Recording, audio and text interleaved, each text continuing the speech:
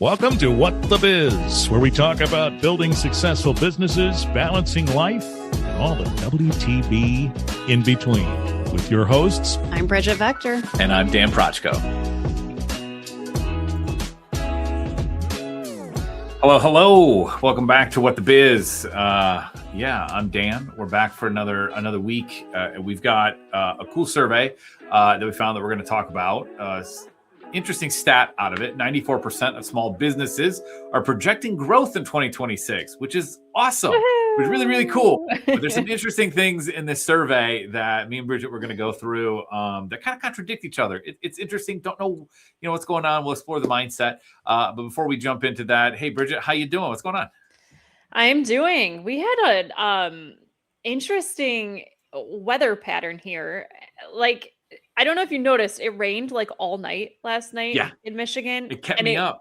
Yeah, it was loud, and it's February. Very loud. Yeah. And then it was like 60 degrees and beautiful sun outside today. And Gorgeous. I was like, wonderful. Are we in May? It's May. Like, I woke up to May. Yeah. It feels like it. I was outside without a coat. It was wonderful. Yeah. Felt great. Nothing like that warm spring, summer sun. Like, it feels warm now. Yes. Like it's hitting in a summer warm kind of way. And it feels good. It feels good. But that, like you were saying, that storm last night was loud. I woke up many, many times because the rain was so loud and it was coming down so hard. And we don't have flooding issues, thank God, but we have this part of our backyard. It's a little bit lower than everything else. And it tends to fill up whenever there's a really, really hard rain and the ground is really wet. It actually fills up and we get this little lake in the back of our yard. It's kind of funny. But the moment the rain stops, it goes away. But we had a little lake in our backyard last night. So got up, take a look. It was crazy loud. And then that finished like melting the snow away. That was kind of like living between that and the 60 degrees today. And I've been telling my kids, like, the winter pileup of the fenced-in backyard with the dog, it's going to be very apparent soon. So today I was like, hey, it's beautiful out.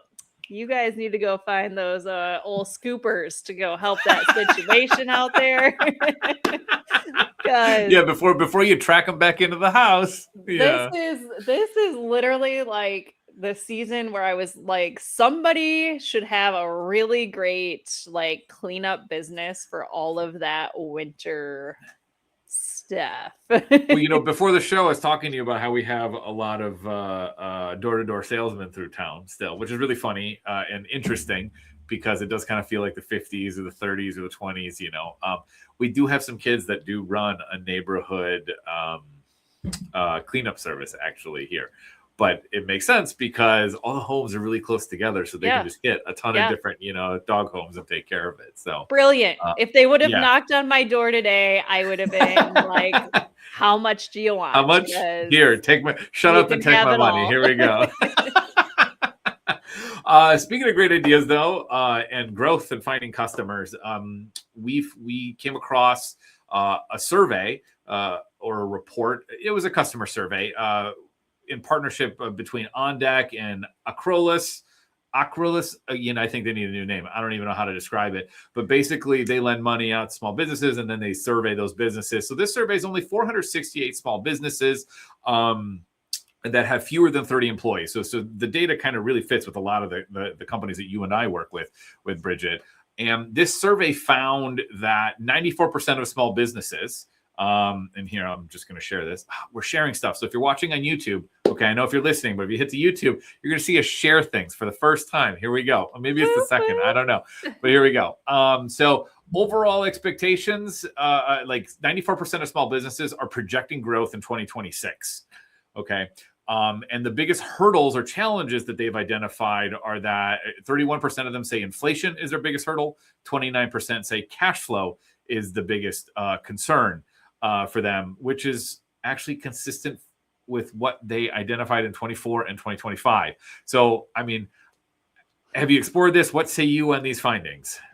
I want to say this survey makes me initially feel like everybody has that like new year energy, right? Like, I don't know, like, I just kind of got that, like, yeah, 94% of us are like, yes, this is going to be our biggest year yet. And I love the optimism. I really do.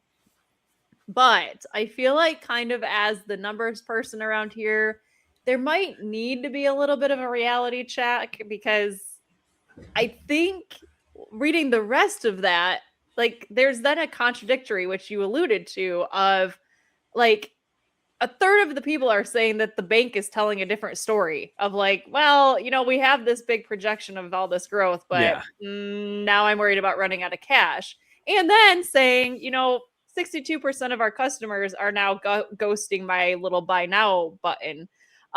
So it's kind of like, I think from my perspective, I'm like, I'm so happy for the optimism, but let's take a step back and make sure that while you're chasing that 94%, you don't go bankrupt at the same time. No, totally. I think you're right, especially considering that everything is on point with the last 2 years. It's just like everybody, it must just be like a beginning of the year optimism. You're totally right. I think the important thing is don't let the fundamentals go by the wayside, and we've talked a lot about those fundamentals. Do you have a 3-month safety net or larger, because I mean, if companies are saying inflation and cash flow are their biggest issues, unless they have solid profit margins, which is the only solution to a cash flow, kind of issue, is increasing that margin so you have more cash to work with on a profit side, is nothing's changed.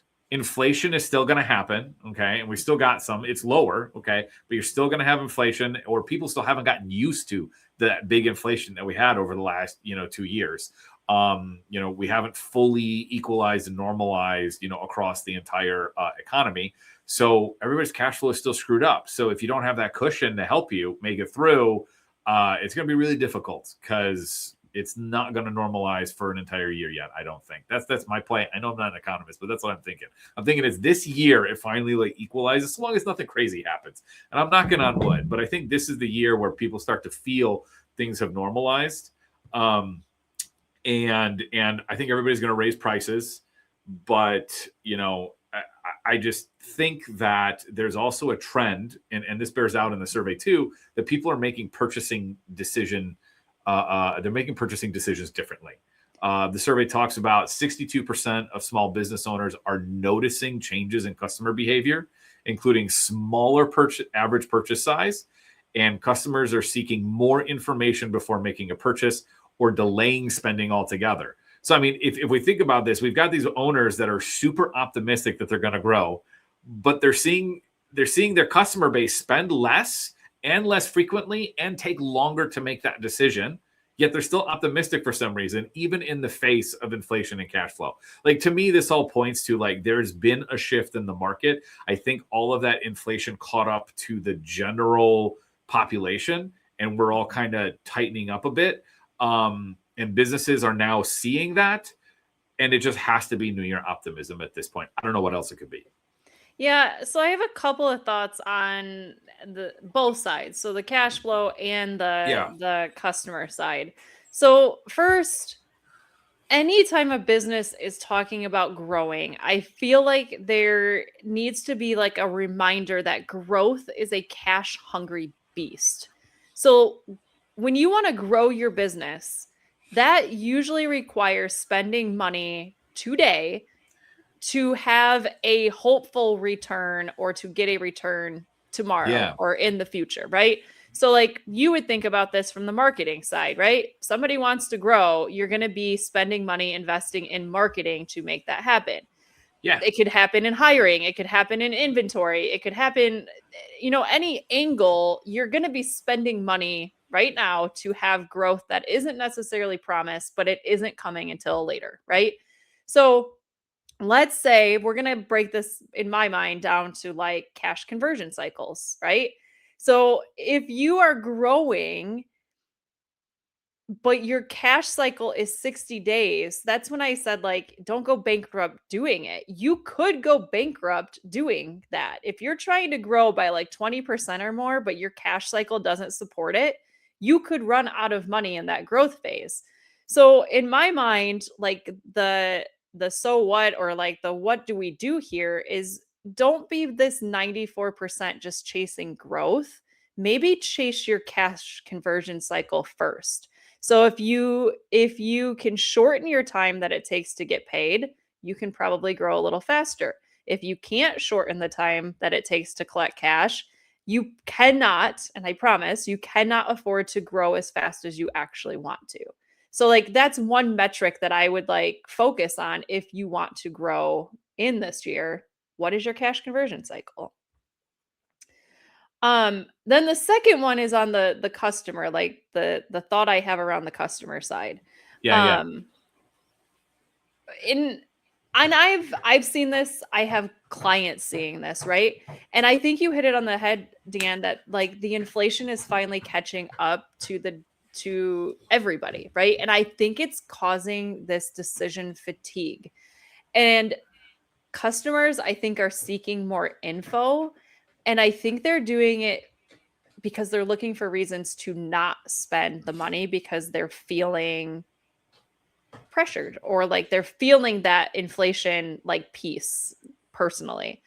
So from my perspective and from yours, we would probably be saying, well, your CAC, your customer acquisition cost, is going up because the sales cycle is growing right now. We're seeing that as a trend across the board. It doesn't mean that you stop marketing or that you stop trying to get new customers. I think this is that you need to just adjust your expectations, and you probably need to adjust your budget to account for the fact that this is going to be, I guess I'll call it like a slow drip sale versus an instant win sale, which I think we were seeing more of in like 24 time period. We were seeing a lot of more instant wins in sales.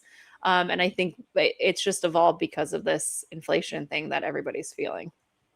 No, I like what you're sharing here. We definitely see that lag in marketing. You know, you do see it as an investment, and it's like, when does that return hit? And what is that cost per dollar, you know, in growth? But there's a time lag between it. You know, just because you start an advertising campaign or marketing campaign today doesn't mean you've got the dollars in your pocket tomorrow. It's a good 3-4 weeks, sometimes months, before you fully realize. And I think, you know, bringing up the cost of acquisition is really important, because if that's getting larger, it takes longer for you to realize those profits, you know, to get your return for the investment. You know, if a client at one point cost $100 to obtain, but now costs $500, you know, and depending, you know, on your cost of service or good, whatever that is. I mean, if it's $100, it takes 5 purchases or 5 repeats before you've reach that break even, you know, 100 to 500, you know, cost. So yeah, it definitely elongates out. And so to me, you know, it stretches your cash flow. It stretches your available cash, because there's more cash out there invested than there is coming in at any one period. And that's cash flow right there for you. That's the crunch. That's exactly the crunch. And so, yeah, one way to address that is potentially lowering, you know, yes, your budgets for growth. Okay. That's one way to look at it. I'm just trying to think, what are ways to solve that? And I think that's one. And I think that's why marketing always gets hit first whenever there's a cash flow crunch, or whenever we have these turns, because that elongated timeline hasn't been planned for ahead of time.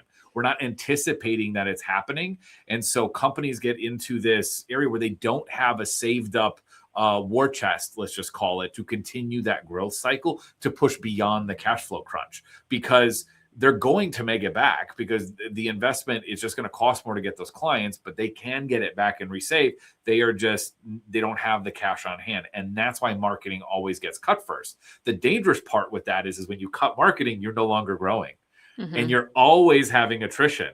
And so it becomes this self-fulfilling cycle of like, if we're constantly pulling back on growth, because that's the obvious place where we can reduce costs fastest, okay, then we're not growing, but then we're shrinking again, or we're getting hit with more inflation. You know, it becomes a self-feeding cycle. Yeah. And I think the other piece of this, and I think this plays more into social pressure, right? And I think this is an important thing to say.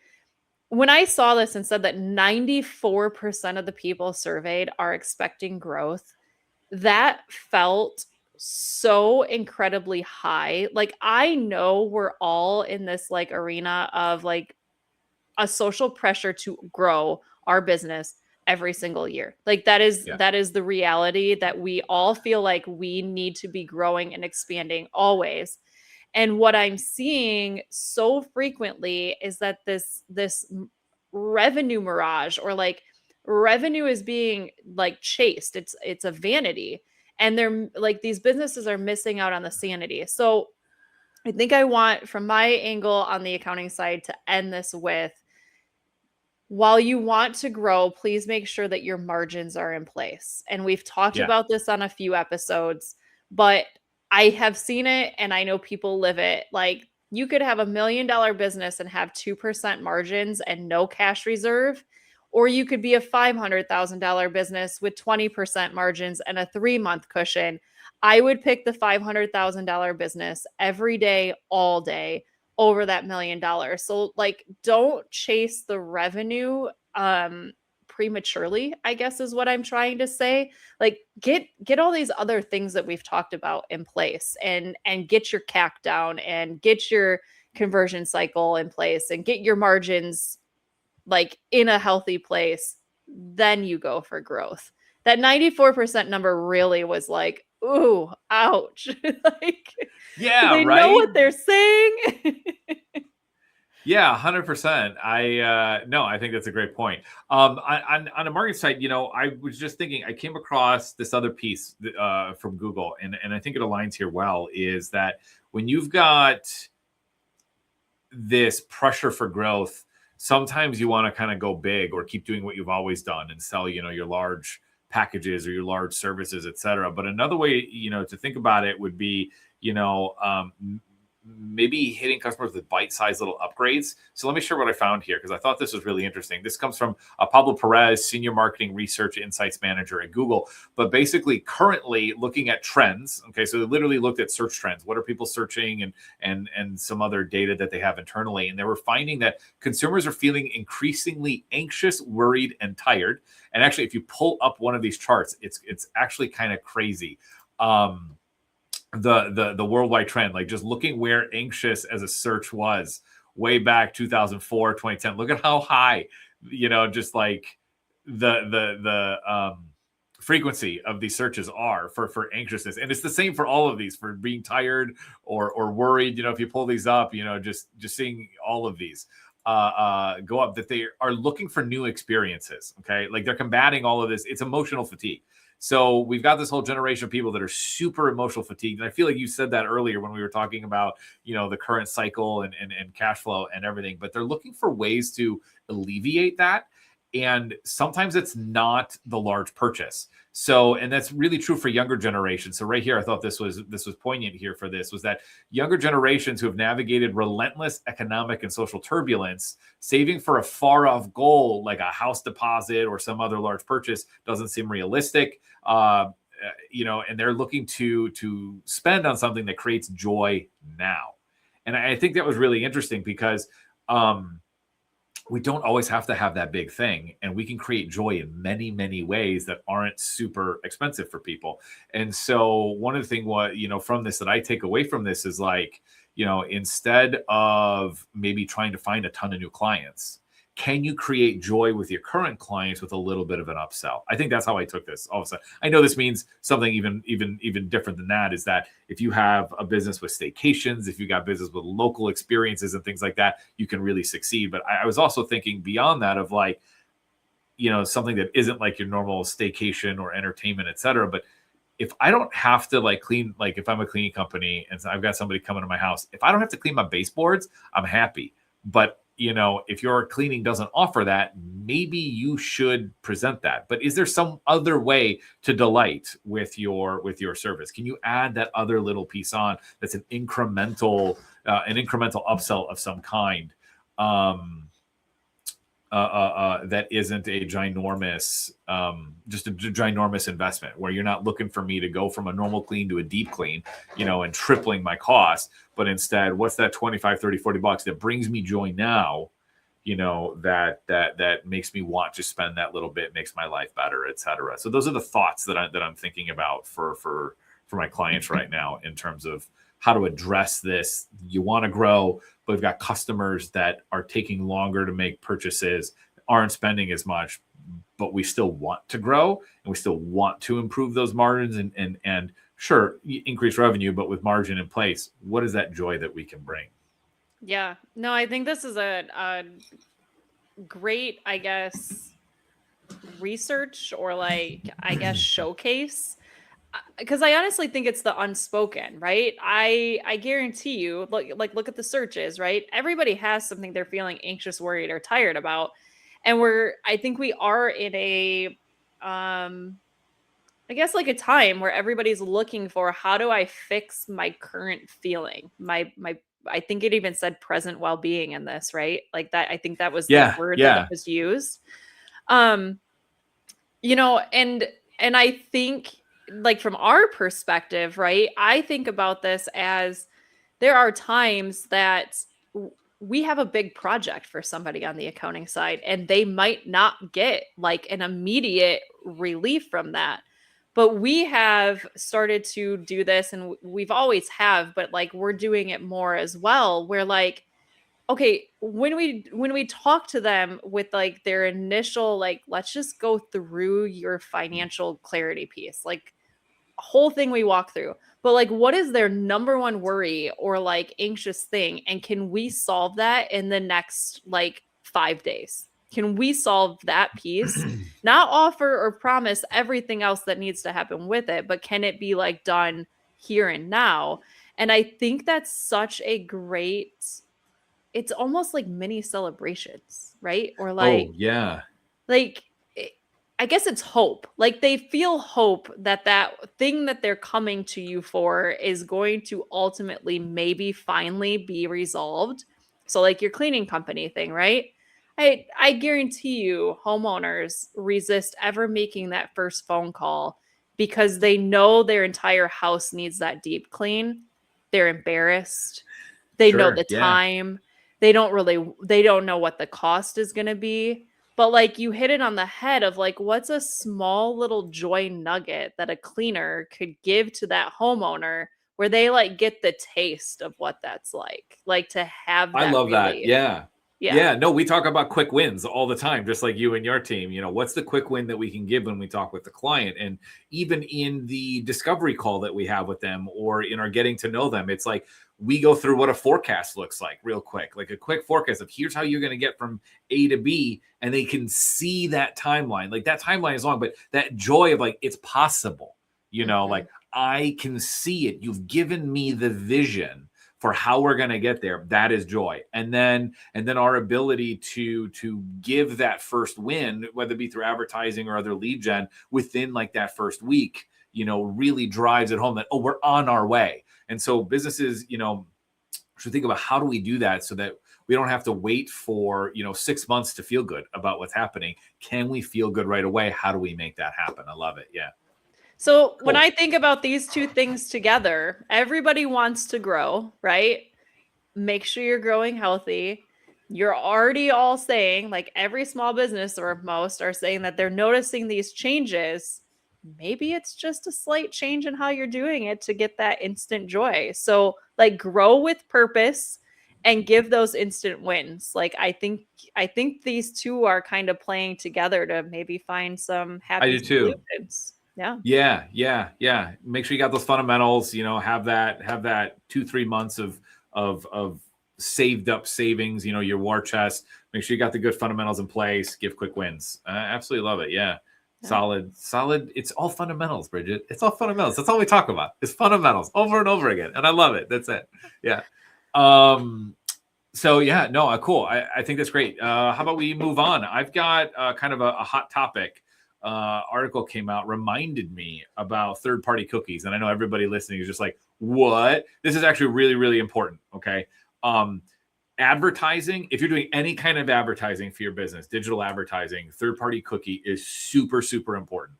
It's how, Google, Facebook, et cetera, get data about people and put them into groups that allow you to actually put your ad in front of them. So like if you're looking for people in the market for a car, a new phone, roofing, people who own a house, et cetera, like all of those are groups. All of that data is collected through third-party cookies. And for the longest time, Google was talking about they're going to end third-party cookies. They have stepped back. That's not what's happening, but something new is coming out now. Basically, and it's in the Chrome browser. And because more people use the Chrome browser than any other, this is really important.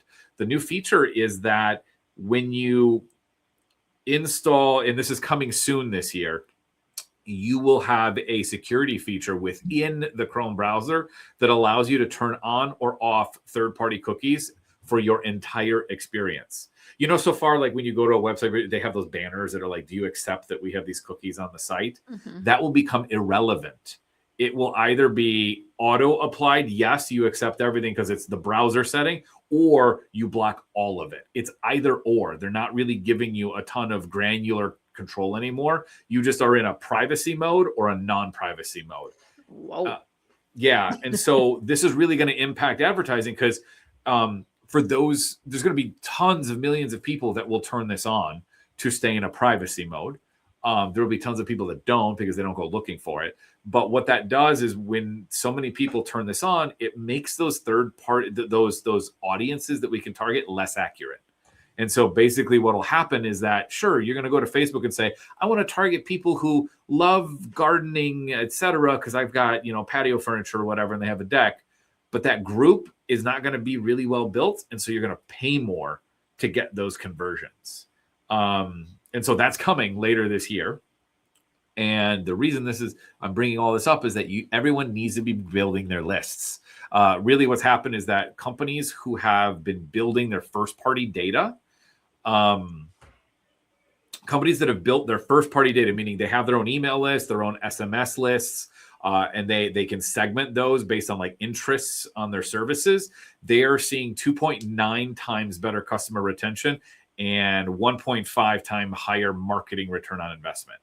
Wow. So, yeah. And so we do this with our clients is that we are trying to get all of their customer data and get subscribers and get in the lists and segmented so that we can then build our own audiences and lookalikes, et cetera, so that we know who's been like visiting a site but didn't convert, who has been looking at certain topics, et cetera, and then we retarget them. That's all first-party data. So we don't rely as much on these third-party data channels, and it reduces costs and creates better outcomes. So that's what's really important. That's coming down the pipe. So that's something that if you haven't touched on this, get on it. It's probably something you're going to have to talk with a marketing agency or an expert in, because there is a technical side to setting up all that tracking so that you can create all of those audiences. But the outcomes, kind of speak for themselves. Your outcomes will be 1.5 higher than if you don't do it, meaning you're just going to pay more in the very near future. Man, that's a big change. So I will definitely be intrigued to see how this I guess impacts and rolls out when it becomes official, because that's a huge change for sure. Yeah, businesses, marketers, and advertisers were sweating that the third-party cookie was going to disappear entirely. So it's great that it's not, but at the same time, it's not going to be as accurate because you can just flip a switch within your browser and just go totally private. And that doesn't mean you won't get ads. This has nothing to do with seeing ads. It just has to do with the data that the platforms collect. So you'll see less relevant ads is what will happen because the platforms won't know who's who as much. Oh, big one. I have a little bit of a hot topic just because we're on the heels of the end of January and what was 1099 season.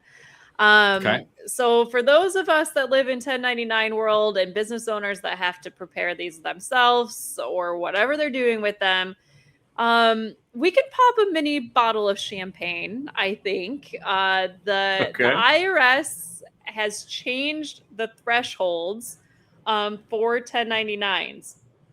Oh, and okay. I saw this stat and now I need to go double check it. But I think it's pretty close that the $600 threshold. So for anybody that's like, wait, remind me of the 1099 thing, blah, blah, blah, blah, blah. Formally or previously, anytime you paid like a contractor or somebody for services over $600, you would have to give them a 1099 form. Right. It is changing, and it says that we've had this $600 threshold for the last 70 years, and I'm gonna go fact check that. But it feels probably accurate. But the new rule is $2,000. So what was Okay. 600 is now 2,000. So this is definitely less paperwork, but I want to also say that this is probably more responsibility. You may be filing less forms, but the IRS is not saying no form equals no reporting. That is not what they're saying. You are now even more responsible for making sure that you have your income tracked really, really well. In addition to the $600 one, somebody may be saying, oh, well, I get paid through Venmo or PayPal or Stripe or any of those third-party payment processors. They also changed. Their income or their limit went up to 20,000, and you have to hit 200 transactions.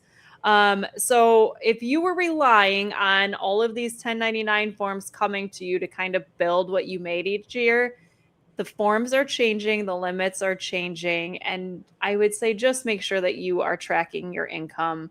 Like you said, like just because Venmo didn't send you the 1099K doesn't mean that $15,000 you got is free money. I actually think they're going to be increasing audits on the digital income side just because of some of these changes. So I would expect this to hit in a different way. No, I think that's huge because I know a lot of, solo, entrepreneurs that are just starting out, the small business people working out of their basements or, even I know a lot of solo home cleaners. Yeah, they get paid by Venmo or PayPal or Cash App because they have a business side to all of those apps now. I know we've talked about this before. So basically, you may not get a form at the end of the year that says how much was processed through the platform. And they're still reporting it to the IRS. So you better be paying attention. I see what you're getting at. Less paperwork, more responsibility. You know, you don't get that piece at the end. So you definitely have to be tracking. Oh man, I can see this hitting so many industries, and so many people are going to get caught off guard because they rely on those pieces of paper. That's crazy. That's nuts. Yeah, and I will say the secondary piece of this, which I think is unique, and I'm watching how it plays out. But just because the federal side changed their limits, there are still states that still have the $600 threshold. So just because the IRS doesn't need the 1099, the state side may still be requiring it. So 3 that I know of for sure are Massachusetts, Maryland, and Vermont, but I'm pretty sure there are others in that. So just something to be aware of, or make sure that your professional experts. Yeah, that's not confusing whatsoever. Right? That's not confusing whatsoever. Yeah. Let's ask the federal government to work with all the states, make sure it's all unified in some way. No, of course not. That $600 you were talking about, if it's been 70 years, do you know how much $600 from 70 years ago is worth today? It's worth like $7,000. It's worth $7,000. So we're behind the 8 ball of increasing. Okay. Yeah, that's really what it means. We're really behind the 8 ball. That's insane. That's the time value of money right there. We're not going to go into it, but anyway. Wow. All right. No, that's important, especially on the NEC side. Contractors, we all use them, on some level and whatnot. So so we'll see. We will be paying close attention on our end, on our books and whatnot. So cool. Let's move into what the biz. I was able to get out of the house more recently because it was warmer. So thank you. And I went to a local cafe. And this local cafe, favorite place of mine for bagels. I'm not going to name it because I'm still going to go there. Okay. But what ended up happening is that it got sold like 10 years ago to some new owner. And it used to have, to a new owner, it was an awesome place. I think it's still great food. But what ended up happening recently in those 10 years is like, they used to have like a whole ton of seating. They took out half of the seating and put up like shelves with a ton of like goods, like bodega style. Okay.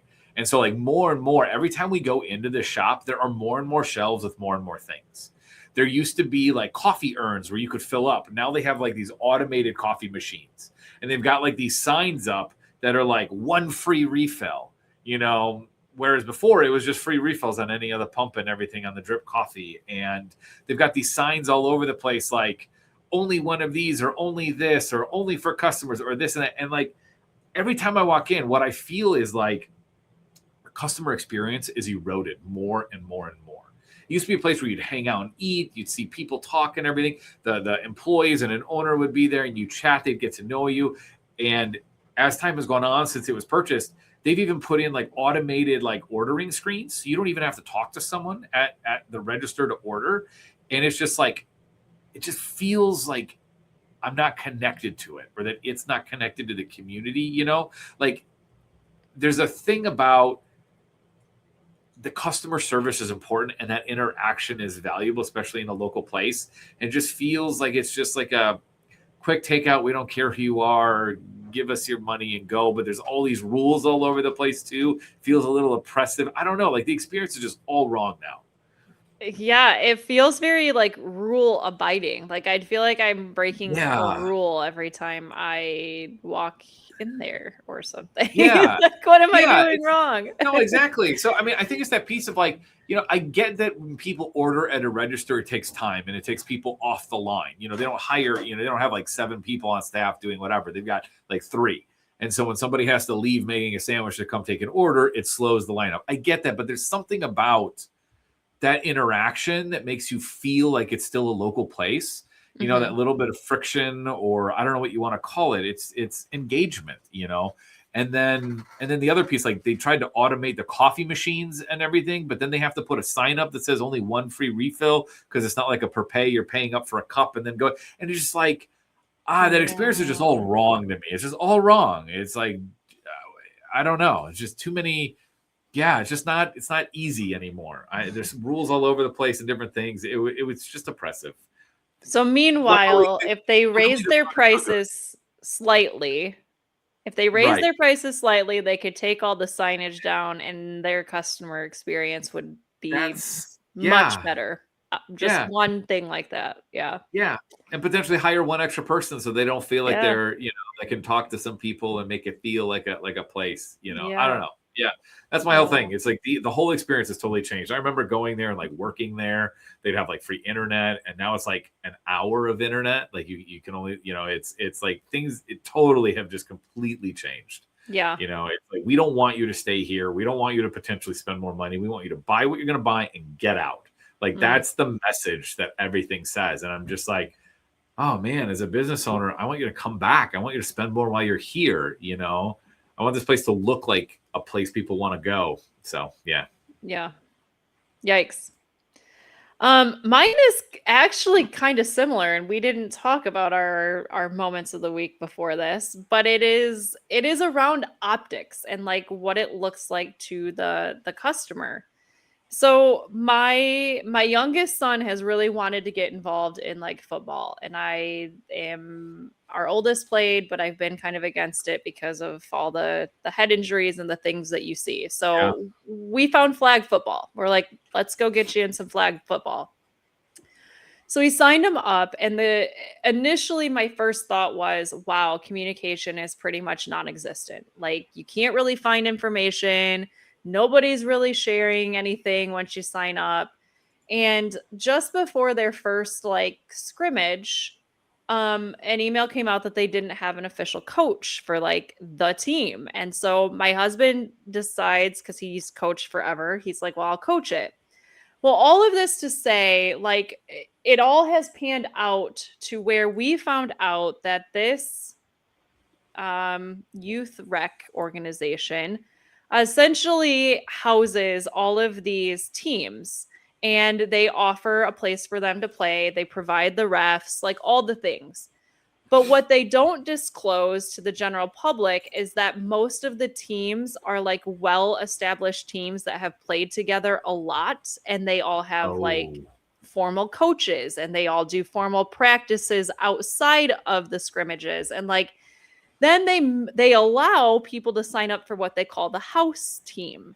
And your house team is then like all these kids that have never met, they've never played with each other before. Like they typically don't even assign a coach to the house team. It's all parents on the sideline where the other teams all have these coaches. So it was a very off-putting setup because they are setting these kids up to enter into this to hate the sport. And I think it's wrong. And like the parents that are experiencing this said it feels like a money grab from this like complex that is supposed to be very youth sport focused and not disclosing kind of how these things are working. So I think my angle here is like really think about how you're presenting things and how you're communicating things and maybe some like ethical sides of like the damage you can have.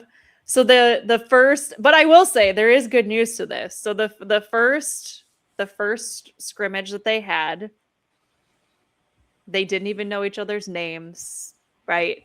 Never met these kids before. They lost 62-0. That was their first experience. They played last weekend and won 28-21. So the Bad News Bears team had a win. There you go. Yeah. But Forged in fire, you know? Yeah. But I think it's just as a business, you should think about the down level impacts of maybe 100%. chasing revenue over, you know what I mean? So, yeah. I mean, to me, it sounds like the whole process isn't demystified. Like there isn't good communication over what the whole ecosystem looks like. And it's one of the things that we talk with all of our clients about is like more is more in that sense. The more that you can share and show, you know, the better it is. So describing and saying like, hey, this league is set up in this style. If you're new, you're going to be joining a house team. Here's what that structure looks like. Yes. If you've played before, you probably have, you know, saying all those things is so valuable because it helps everyone understand like the expectation of what it's like when I first show up.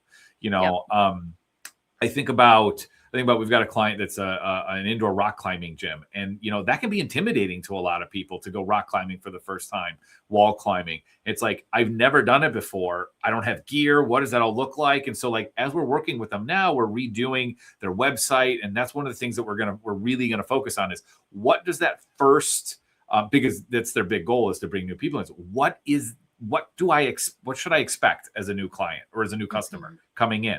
What is that process? What does it look like? Where do I go? Who am I going to talk to? How long is it going to take to get on the wall? Like all of those things are so important because when that person then shows up, they don't feel like a fish out of water. They're going to feel like, yeah, this is new, but at least they're going to be like, oh, I know what's going to happen next. I know that after I pay, they're going to fit me for, you know, my harness, you know, or, you know, with your instance, oh, I know when I show up, I'm not going to know these kids and we're going to have our first few practices or whatever that is, or not, you know, I don't know what that is, you know, and then I'm going to have a lesson on how to tie ropes and then I get to go climb, you know, and, you know, it helps as all, you know, it makes people feel comfortable, like they belong. So, yeah. And I think you nailed it on the head, and maybe I should introduce them to you. But like for any naysayers listening, they're like, well, why didn't you reach out and ask the questions before you joined? We did, to no response. But even that made me think of like, you know how easy it would be? Like you fill out the form, you pay the money, you get an automated email with all here's what to expect. Yeah. Like the website gets updated with here's how this actually works. Like you can film the kids playing and have like a very great FAQ section. And then you can have like the automated emails touching base. Yeah, a drip that just says, here's where you got to be. Here's what you're going to expect on your first day. Here's how it's also the whole thing. You get photos. You take photos. You don't have to touch it. And I would have been so much happier. Everybody would have been. All those parents would have been happier. Oh, man. Missed opportunity. I'm sure so many people did not sign up. Like, just think about how many people didn't sign up. Because they couldn't find because they couldn't figure it out, whether it was good for their kid or not and what the process was like, you know? Totally missing out on it. The easier you can make it and the more you can demystify it. And I know a lot of people say, or the better it is. And I know a lot of people are like, well, if I put it all out there, my competitors can copy me. Fine. Yep. They won't because it takes a lot of effort to copy somebody else. a whole other league doesn't spin up out of nowhere. You know what I mean? So if you're worried about people copying you, just stop. It's really hard to do. So yeah. Anyway, and you'll always be you. You're always unique. Exactly. That's the thing. You're always yourself. You're always unique, right? Yep. Cool. That's another episode. Thanks so much for hanging out with us today and spending your time here. We appreciate that very much. If you got any value today, maybe picked up a new mindset, tactic, insight, leave us a review wherever you're listening, whether that's Apple, Spotify. It's really the best way to help other business owners, find our show and, help them build their own path to financial freedom and success. So if you're facing a hurdle or got a topic you want us to cover or explore in a future episode, get over to whatthebiz.com. We've got a form on there. You can tell us all about it. You could even record a voicemail for us, and we may use it in a future episode. We love hearing your ideas. So please submit them in. Or if you come across a news article or something that's like, I don't get it, I don't know what's going on. Yeah, hit us with that. We'd love to explore it. So until then, keep building, stay proactive, and we'll see you in the next one.